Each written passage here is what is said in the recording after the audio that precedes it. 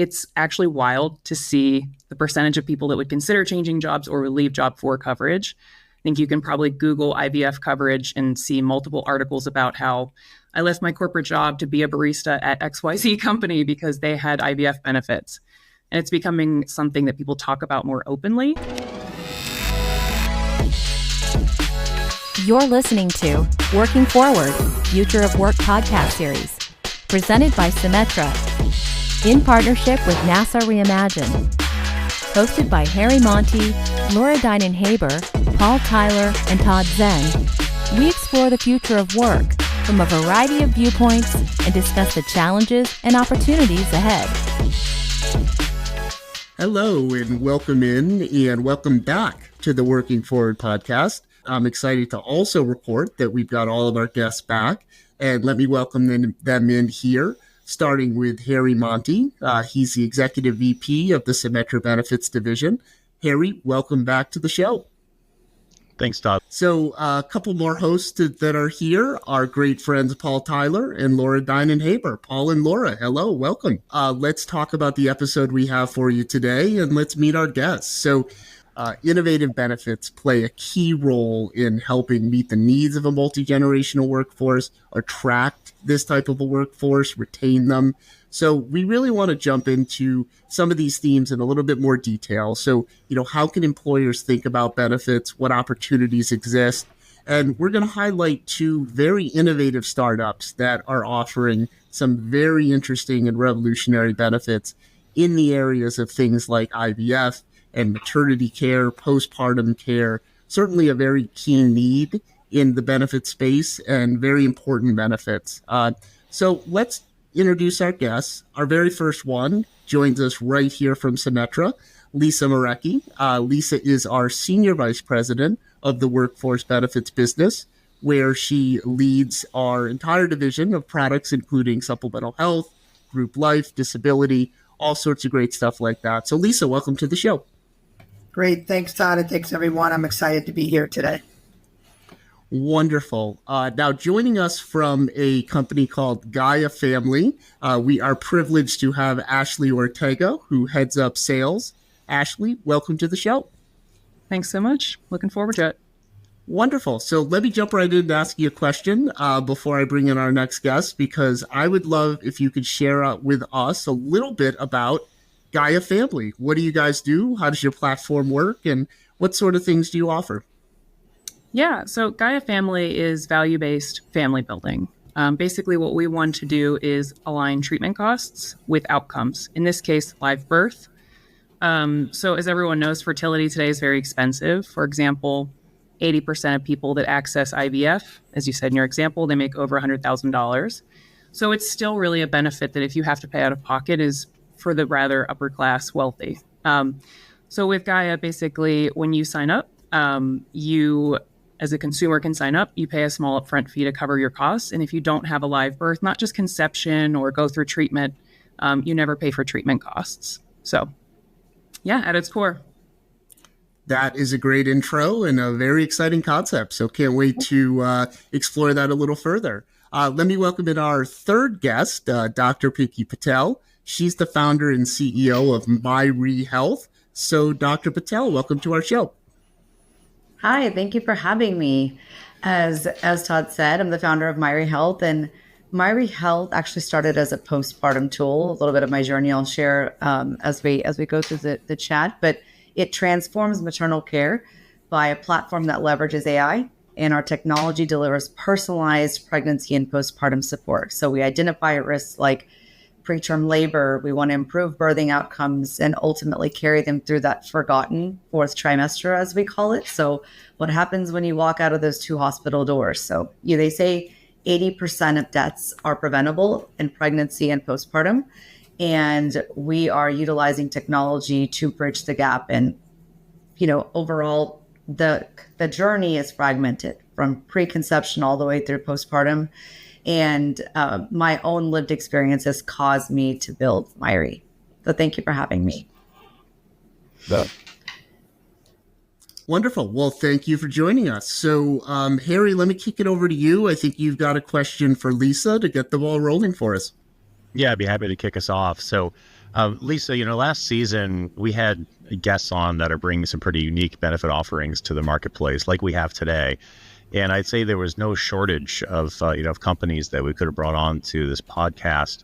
So there's obviously a strong interest in expansion of benefit programs. And I just wanted to ask you, from your perspective, what do you think is driving companies to add these more innovative benefit options into their plans, especially those that are designed to support diverse family structures, different life stages? Want to get your take on that. Yeah, thanks, Harry. I would kind of put these into three buckets. The first one would be the continuing changing of family dynamics. So the traditional family structures are evolving in our country and all around the world. And companies are recognizing the need to support the diverse family setups, from including single parent households to same sex households to multi-generational families. So they're recognizing that need. I think the other is attracting and retaining talent. Offering these flexible and unique benefits helps attract a talent, and employees are more likely to stay with an employer that acknowledges that supports their particular unique family needs.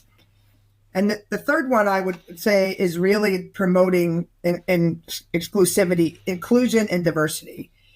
If you think about providing benefits that cater to various life stages and family structures, and companies that really foster that more inclusive and supportive work environment really can enhance the employee satisfaction and the morale overall at an employee level and at a company level. Well, and maybe, Lisa, you could just, you mentioned the word inclusive. How's that word changed over the last couple of years? Inclusive, adaptable, important words, but it feels to me like what we might have called inclusive and adaptable 10 years ago certainly isn't what it is today. I do think, from my perspective, I think the word inclusive has always been somewhere embedded into employers' benefit plans.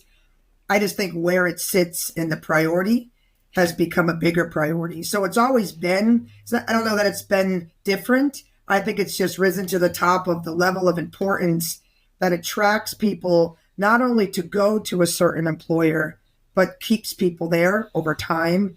And I just think it's become more important on kind of the importance, kind of ladder of importance.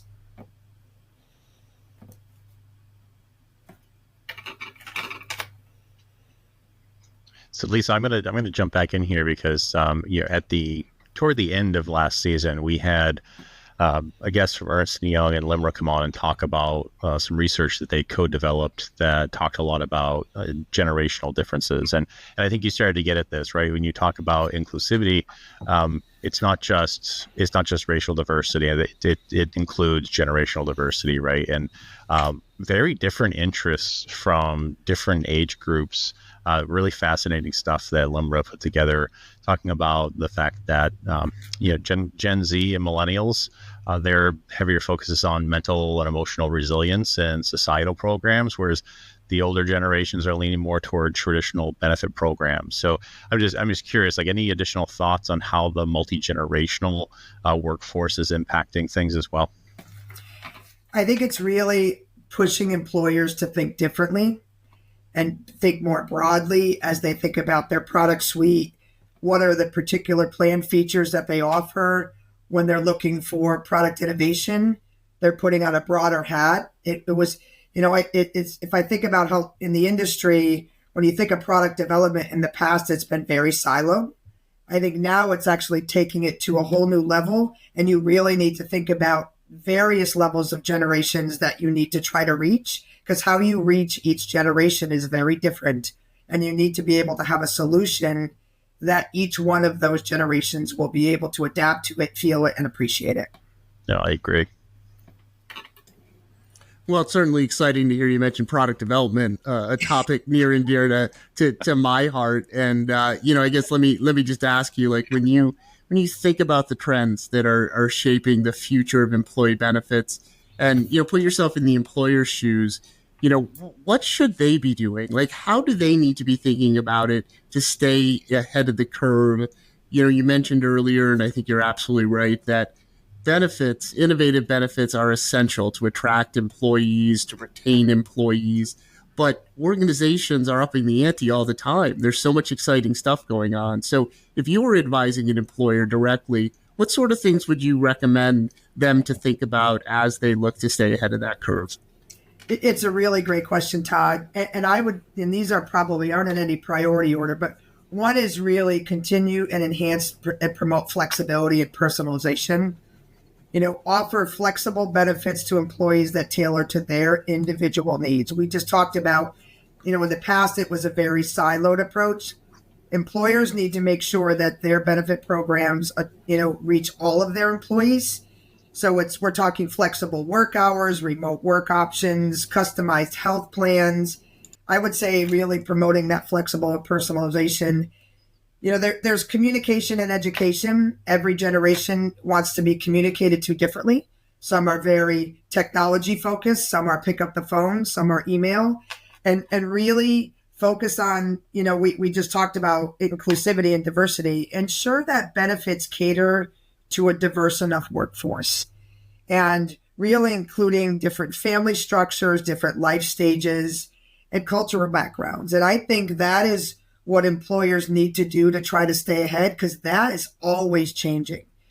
There's the leverage data and analytics and the regulatory environment, but all of those flexibility, personalization, and how you reach your employees and tailor it to their needs, I think is going to be I think it's going to have to be a strategy of every employer to be able to stay ahead of the curve.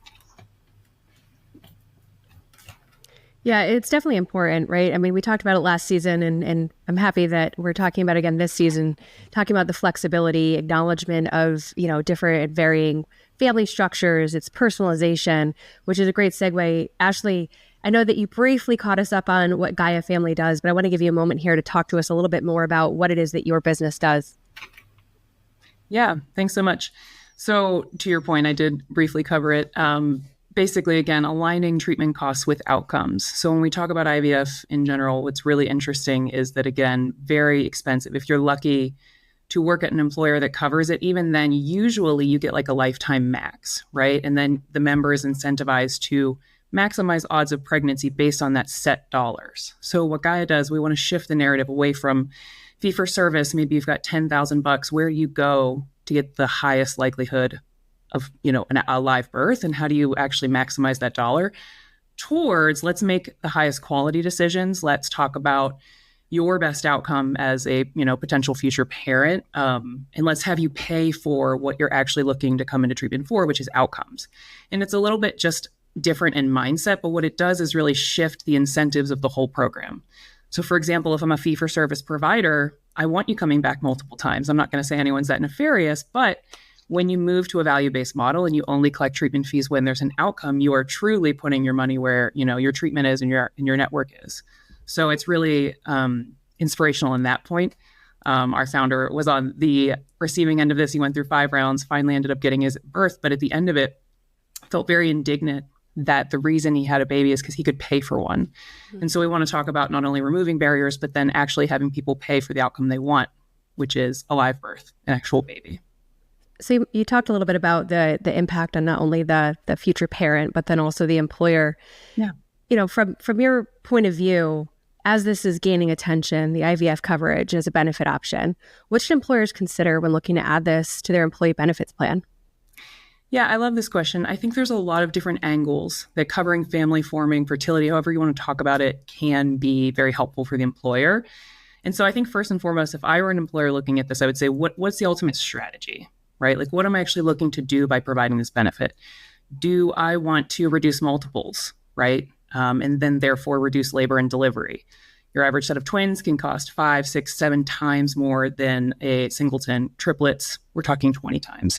So is your strategy that I need to save money on labor and delivery because that's a very high cost line item for me? That might be a different product.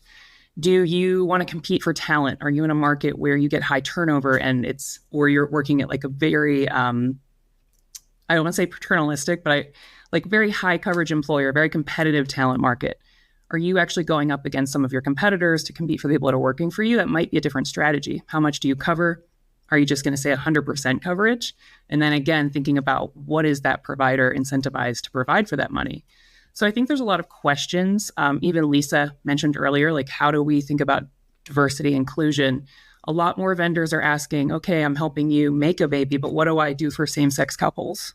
How do I provide for people that need sperm donors, egg donors, things like that? So I would really ask the employer, what are they looking to get from this benefit? What is their overall strategy? And then dig into which vendors perform the best in there? What are they incentivized to do? And how do I hold them accountable in the contract?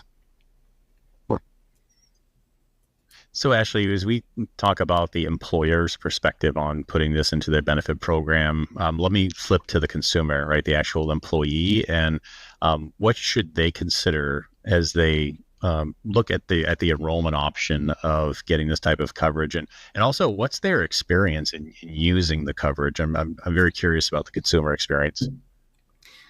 I can speak to the consumer experience broadly or more, but Gaia, but I think, again, having been through the whole pregnancy journey as a mom, if you are someone who's considering building your family in the next couple of years, you really need to get smart on plan design and looking at open enrollment.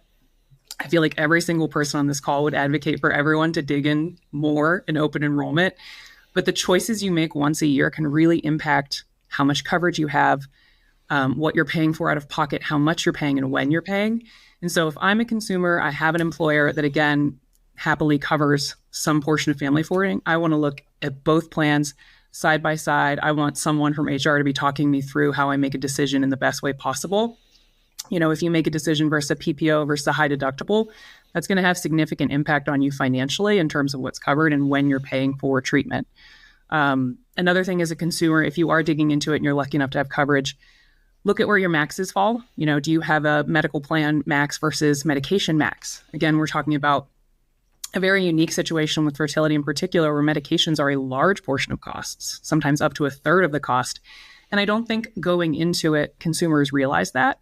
And so there can be a lot of like hidden, oh, your benefit covers this, maybe it's this cycle, but medications come out of pocket. And so you actually really need to think about, when am I paying for what's included in the benefit, and try and do as much as possible apples to apples comparisons. You don't want to get hit with a surprise bill when you think you're covered. And when I talk to a lot of members that have health plan coverage or have it just, there's a lot of confusion. And so getting a lot of clarity up front, I think, is really, really critical.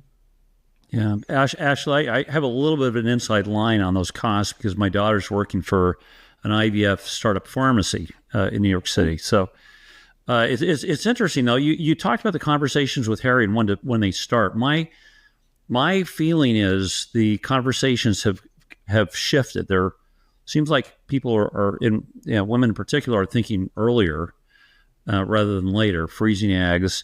So it feels like the conversation has gotten earlier and earlier.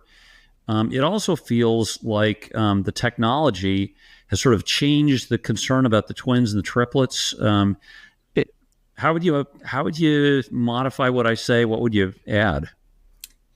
There's a lot to dig in there. And now I'm nervous because we, of course, have a doctor on the phone.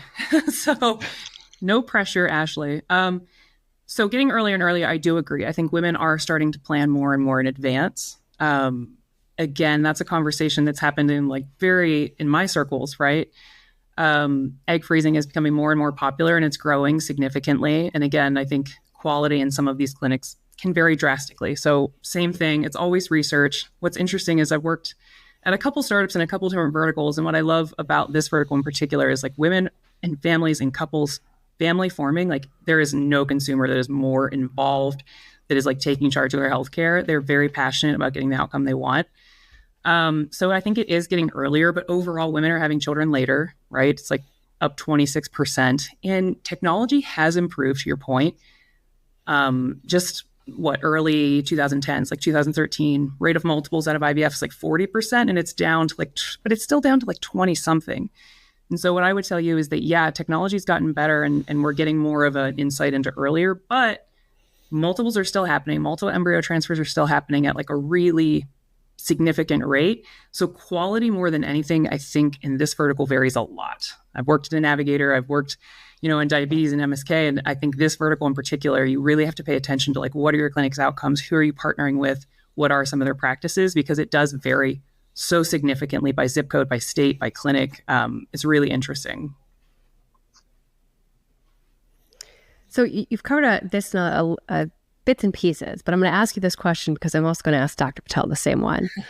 So in past episodes, we've heard employers prioritizing, offering these innovative benefits to attract and retain employees, as you mentioned earlier. And they're also highlighting the mutual benefit of the healthy and productive workforce.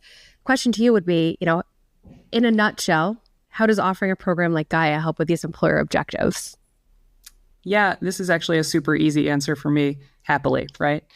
To the multiples point, guarantee a certain percentage of single embryo transfers, reduce the number of multiples, your labor and delivery costs will directly go down. I know employers hate to talk about cost avoidance, but that's the reality of the game we're in. Like, if you let people seek their own care, it's a difficult and confusing system out there.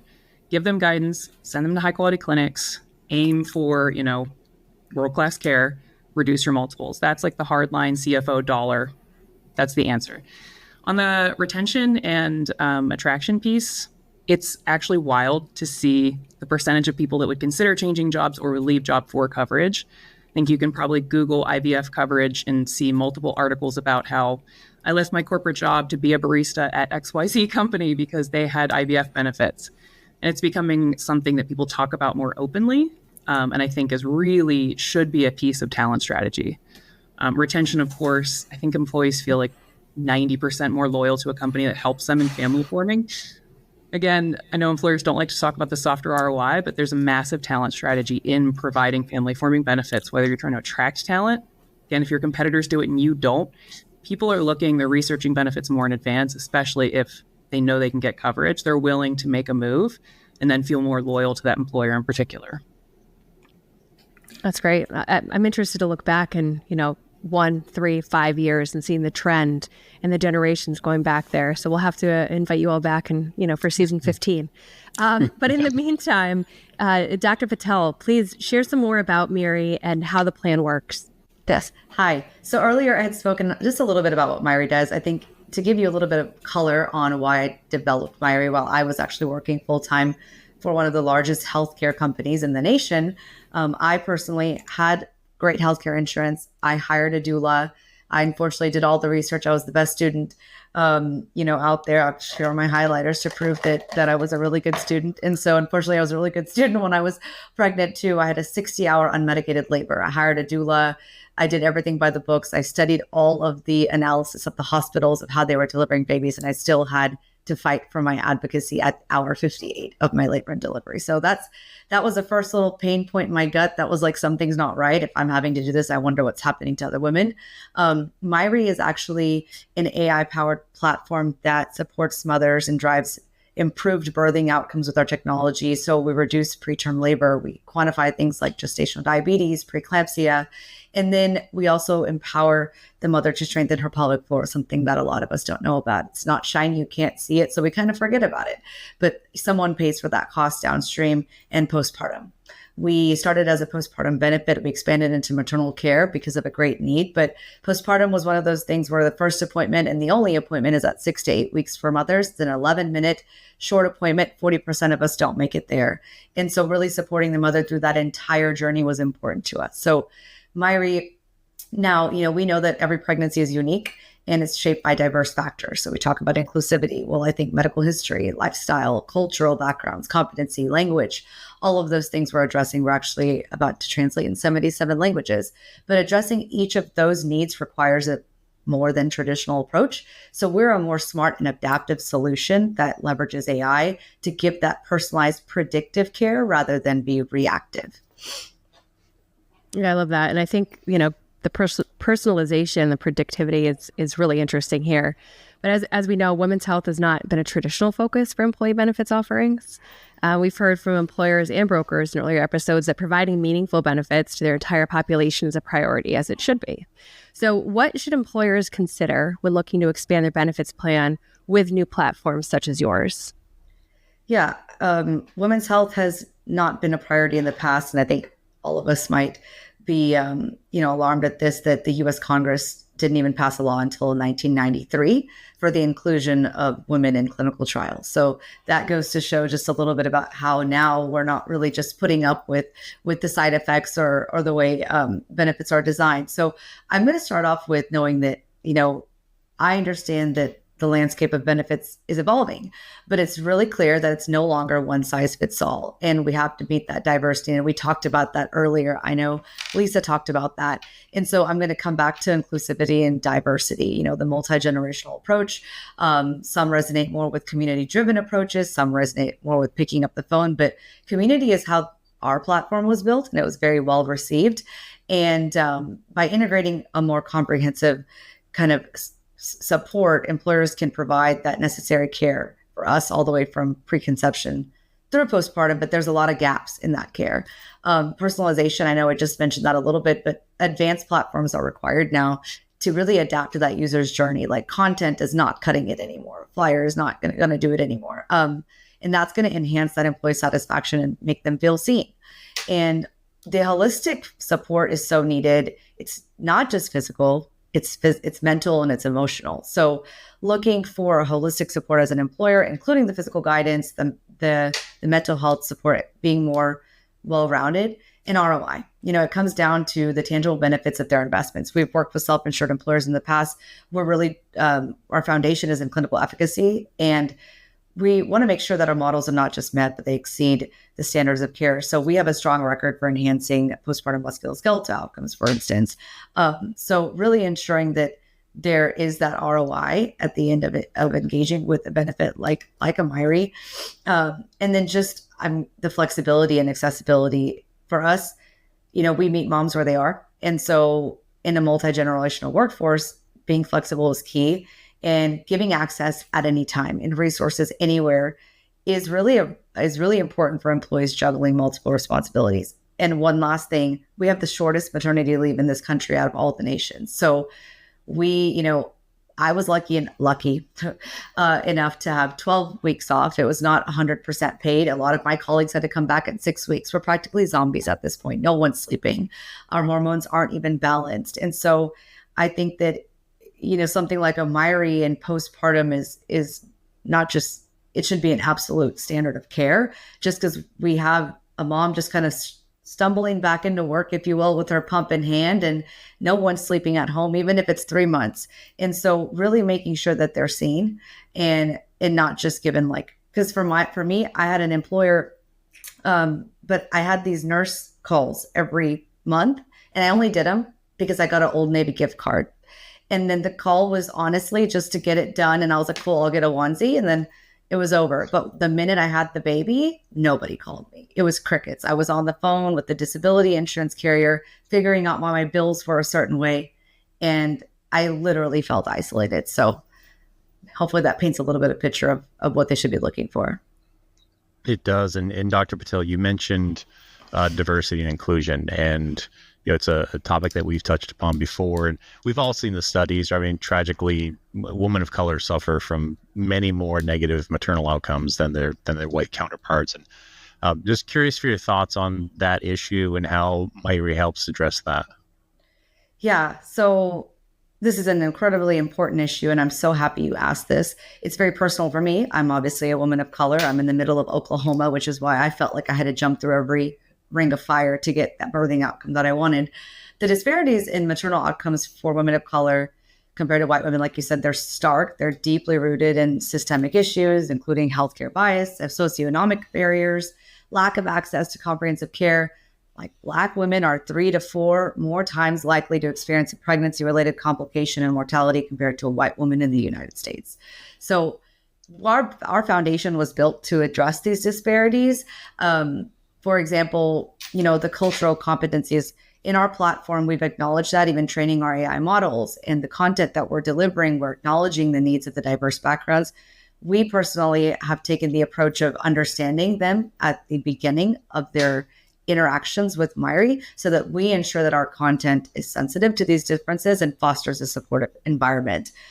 Really taking into consideration the data-driven personalization. We have vast data around birthing outcomes of women from each engagement with that mother. So our AI models are diligently trained to recognize that ethnic background. I think earlier I mentioned that we translated into 77 languages. This was also directly case in point into being accessible to the mother. And our team of medical advisors was aligned with our mission from the beginning in terms of addressing disparities in maternal health care. So that allowed us to refine that approach. And I'm going to come back to community. We foster a really strong sense of community among users. So having shared experiences. Honestly, I'm also on the internet. I built a large social community, and it was because of me sharing my shared experience. So really combating that feeling of isolation and providing practical advice so that, we advocate for systemic changes in policies and practices that are disproportionately affecting women of color. Yeah, it's we've talked a couple times about ROI because it's everything's at the end. I think measured by bottom line impact. Now, the factors that go into that though are pretty interesting, pretty important. I think we've mentioned attracting talent, retaining talent. Dr. Patel, what are the other factors to consider when I think about the ROI of providing this kind of support? Yeah, so we've had direct clinical outcomes from an ROI perspective with some employers that we've worked with in terms of musculoskeletal issues, postpartum, whether it's incontinence, diastasis recti, back pain, tearing. But when it comes down to ROI, and you talk about maybe health insurance intertwined into all of this as well, we know that in between these appointments that we have with our provider, healthcare, unfortunately, it's a business. And so it's a volumes business now. And we, as mothers, we do feel like there are shorter appointments. So there's a lot of things that are missed. And so we're saying that with our platform, with us being able to identify and predict something with our data set, whether it's gestational diabetes, because the cost of having a mother that has gestational diabetes turns into a high-risk pregnancy. We have the highest C-section rate out of all of the countries. It's 33%. The World Health Organization says 10% is acceptable. That is also another line item. I was a direct case of that. They had two providers walked into the room at hour 58 and said, let's just tell her baby's in distress, put her into the OR and give her a C-section. My husband was like, oh God. And so of course he said, oh God, just because he knew what was about to happen. And I didn't go into I didn't have a C-section because it was a movie that was playing out that I didn't want to happen. But not only is that major surgery, that costs more money. And so if it's a high-risk pregnancy like gestational diabetes or preeclampsia, we can manage that or we can predict that before it happens, right? And so that usually becomes a high-risk pregnancy. So the ROI, there's several line items, whether it's C-section, whether it's preventing gestational diabetes. There was a recent case in the county of work in Kansas. Gestational diabetes was missed in the mother entirely. The baby died in the NICU. It was so severe. So I think, there's even if you think about admissions into the NICU and a baby, all of that starts with the mother. So I'll kind of leave that there, but it comes down to several of these comorbidities that are mismanaged that translate into other costs long downstream.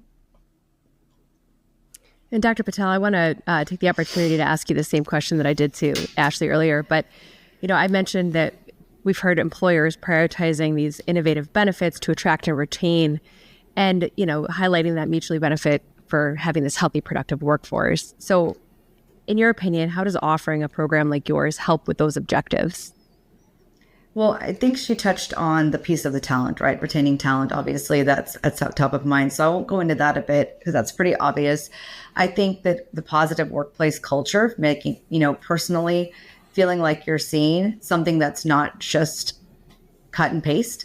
And, I hate the word work-life balance because sometimes you do your job really. As a mom, I hate the word balance. Okay, sometimes I'm a really good CEO, sometimes I'm a really good mom. Okay, despite all the snacks that I'm asked to throw at them, I don't really throw them. But I feel like managing one of the most challenging phases of life, which is parenthood, and you're dealing with your career, dealing with parenting, by providing resources that help slowly integrate work into to motherhood, they can ensure that the employees are less overwhelmed and they do feel seen. That balance is so critical for maintaining a high level of job satisfaction and also reducing burnout, because women are coming into the workforce, even dads are coming into the workforce, and we're coming in those conditions of we woke up every 2 hours last night. We had a blowout every 2 hours. There's always something. Four teeth showed up. So it's being able to really be seen and have that open line of communication. And I think employers that offer these innovative type of benefits, they obviously not only attract top tier talent, but it really enhances that company's reputation as a leader. And I think Symetra is right there in ensuring that they're really taking care of the employee and supporting them as such a powerful differentiator in industries where attracting these skilled employees is such of importance. Yeah. So, Dr. Patel, I can relate to everything you just described in the middle of the night. I remember those days, and you mentioned meeting people where they are. It's different for every child, right? I tell people all the time, my first child, my daughter, lulled us into a sense of security to have another one, and then my son was the child that kept us up for 6 months, right? And every experience is different. But I want to take the conversation back to something else that Ashley brought up, or that came to mind while I was listening to Ashley's comments earlier.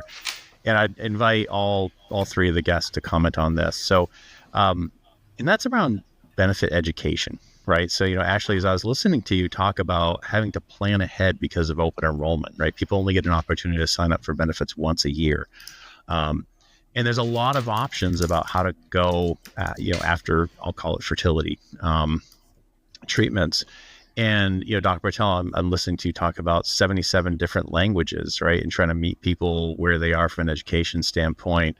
Lisa, I know as a business leader and a carrier that provides these types of benefits, there's a lot of focus on enrollment education. So can each of you just kind of comment around that topic of informing consumers? Because I think it's a huge gap that we have in the benefit space right now. And I guess, Ashley, maybe I can start with you and just ask you to talk about what do you do at Gaia to help people be educated about the options that they have as they're going through that open enrollment process? Yeah, this is a great question. And especially having worked in a navigator in a past life, the critical element is integration. And I know it seems like an old hat word at this point. I see a lot of head nods. I've heard people say integration is the new innovation.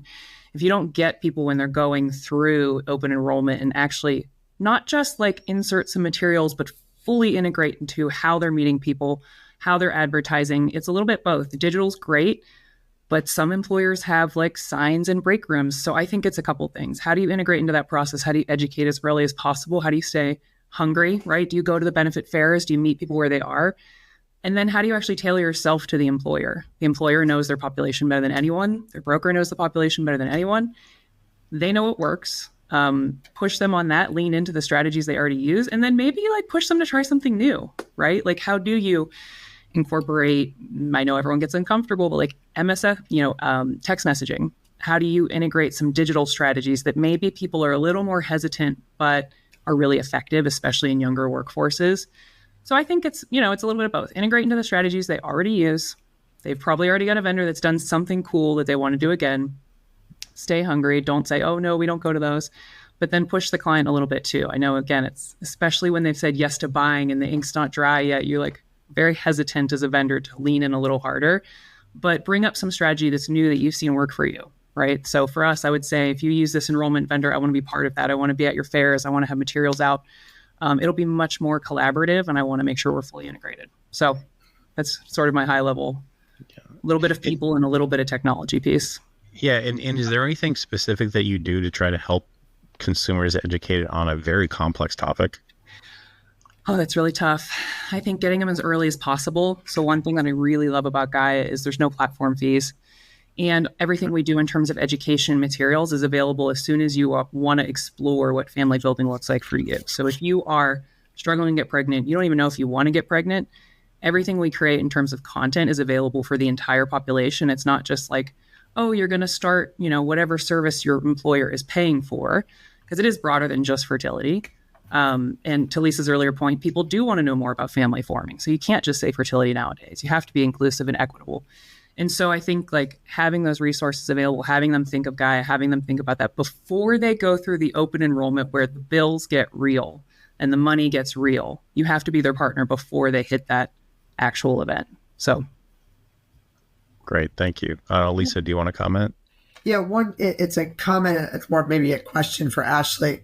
When we think about consumer education, pre-COVID, when everyone was in an office, right? It was having benefit fairs and, folks in the buildings was a lot easier. And I actually felt, an older generation, so I like to have the face-to-face conversations. But how would, like, if and now in a virtual world, many companies are so virtual, like our footprint, even at Symetra, post-COVID now has been spread out far more across the United States even before.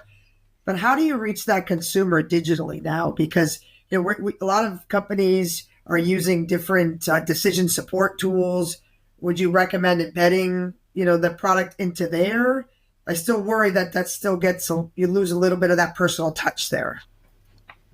Yeah, well, from the vendor side, again, we want to be as multifaceted as possible, but employers don't always want that. They don't want every single message going to every single person. And so I think this is where you can see some really effective layering techniques. Reality is for family forming, you have a better idea of who's going to try and go for that journey, right? There's always a story about how analytics predicted who's going to be pregnant before they actually knew themselves. So I think to your point, not everyone's in person, but you need to tailor your strategy based on who you're trying to reach. So for me, I'm not ever going to pick up the phone, which is terrible because I'm in sales. I should, but I see spam risk. I'm just not picking up. And so text messages for me are really effective.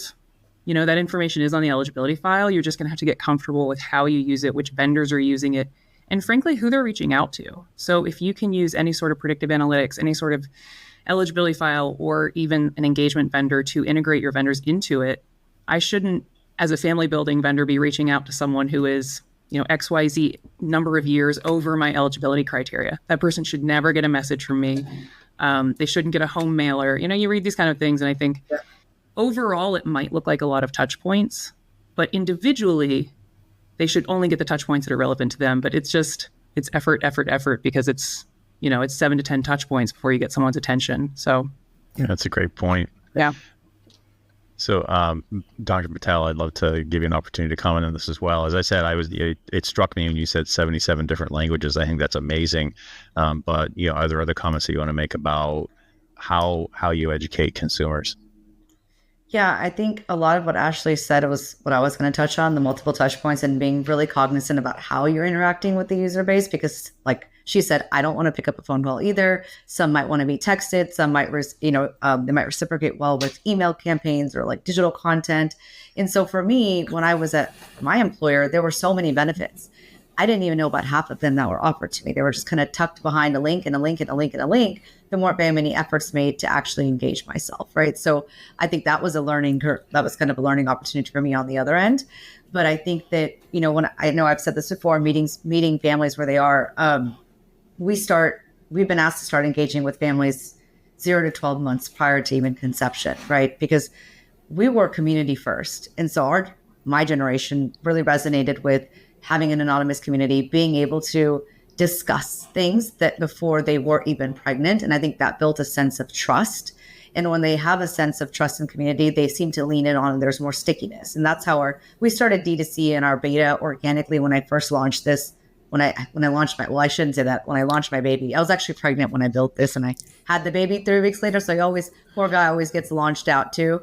We were really fortunate in building that community. So I think there are different ways, and you have to innovate. And it's not just going to be an email. It's not just going to be a mailer anymore. It might be that, hey, join this, or, that maybe it's just the community. There's that Instagram Reels, those TikTok type contents where they're learning on short bits of information. Their attention span is 7 to 9 seconds, and getting that hook and just educating, because you don't know what you don't know. And so I think there are different ways to strategize around how to get mothers before they're actually mothers or building a family, and get them engaged on some of these conversations. Because what we hear the most of is, I wish I knew. And everybody always has something to say after I wish I knew. And so we want to change that narrative. But, back to Ashley's point in terms of education and touch points and really understanding the user base and how they want to be communicated to. A lot of times when I've worked with some clients, they limit us on how much we can engage with their user base. And that ultimately the user engagement rates are tell all of our inability to engage with them. So being really, really flexible in how innovative technologies can get to your user base is key. So I wanted to jump in here. We're running a little short on time. This has been such a fun conversation. And, when I think about where we started this episode, and as we started to think about, season 2, what this was going to be, I can't think of a better way to start it. I absolutely love this conversation. And I think it's really cool to think about how the group benefits business can partner with amazing companies like Gaia Family or Myri Health and help people grow their families, right? Help address this issue of women's health and inequitable outcomes for these maternal outcomes. This is inspiring stuff to me, honestly. What's more important than growing your family, and this thought that we can play a role, it really inspires me. And then you think about multi-generational workforces and, all of this stuff ties together. And, we have a role to play. And this was just such a fun conversation to hear about what you both are doing, and to hear from Lisa as a workforce benefits executive, how she's thinking about, how we can make a difference, because at the end of the day, we're here to help people. That's our business. That's what we do. And this was just such a cool way to learn how we can help in this maternal health and family planning space. So, with that, I want to thank our hosts, Laura, Harry, and Paul. I'm kind of excited, guys. We get to do this a bunch more times. This was a lot of fun. It's great to be back in the saddle, to use the term Harry did. And, Lisa, Ashley, and Dr. Patel, you were just absolutely wonderful guests. We really enjoyed the dialogue. So great to learn more about Myri and Gaia Family. You're doing really important work, and thank you for coming on and sharing it with us. Thank you for having us. Thank you. Bye. All right, with that, I'm going to wrap us up. So this, as I said, has been a lot of fun. I hope you enjoyed listening. We are going to be back with a lot more episodes, so please watch your podcast feed. Season 2 is rolling, underway, and we will be back talking with you soon. Thank you. You're listening to Working Forward, Future of Work podcast series.